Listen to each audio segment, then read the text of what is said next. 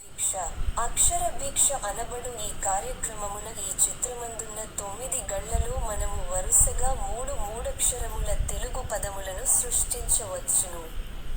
ఆ 3 పదముల మొదటి మరియు మూడవ అక్షరములను మాత్రము ఇచ్చి మధ్యనున్న రెండవ గడిని మాత్రము ఖాళీగా ఉంచుట జరిగినది. ఖాళీగా ఉంచిన మధ్యనున్న ఆ రెండవ గడిలో ఉండవలసిన ఆ అక్షరములేమిటో పట్టికకు ఇరువైపులా ఉన్న తెలుగు మరియు ఇంగ్లీష్ పదముల ఆధారముల సహాయముతో పూరించండి.